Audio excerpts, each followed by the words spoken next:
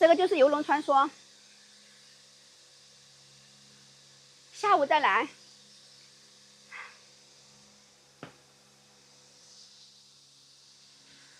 还得来。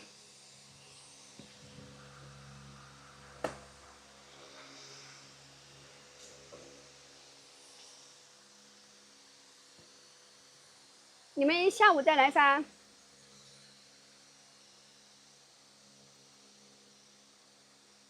游龙传说，我带着你们再连一遍，但是我不分解了，再连一遍行不行？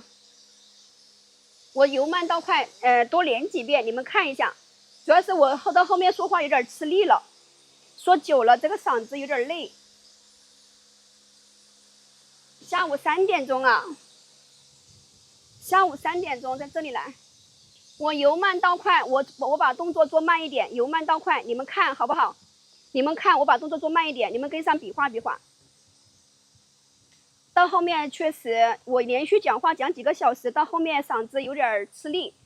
我要是把嗓子喊哑了，我到下午就说不出来了。我到下午就说不出来了。移花接木和游龙传说有什么区别？移花接木往身后走棍了，移花接木是到这一步就往前面走棍了，不一样的。移花接木它是这个动作，它右边右手的这个动作到这一步它是一样的，只不过它是往身后走。游龙传说它是往前面走，这里就开始不一样了。这是移花接木，这是游龙传说。看一下方向都不一样的，一个往后走了，一个没有往后走。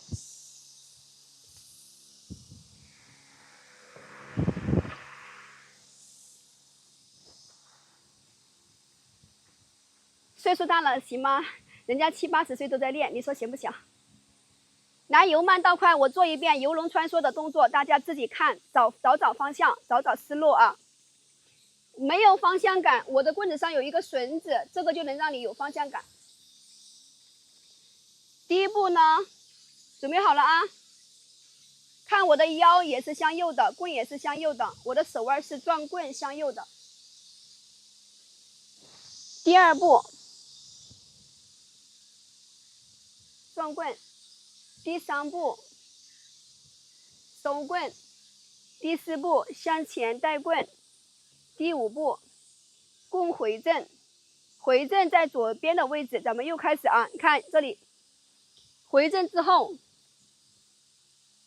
右手方棍向左举棍，举起棍的手松一松，手指啊不要抓太紧，做成这个手势，手腕上左肩膀的位置来转上一圈，左肩膀的外面这个位置，你的手腕来这个位置，这样转一圈，转完就向前回正，这个动作就完成。完成之后这一步给它连起来，右手向前的棍子它有惯性，它是向上翘起来的，这个时候咱们的手臂往上抬，我手臂顺着这个力往上一抬，你的手腕就快速往右翻过来，甩向右边，就把第一步连上。2、3、4、5，棍买了的朋友点我的头像，主页写着的怎么领取教程，到我的主页简介看一下就知道怎么领教程了。7、1、2、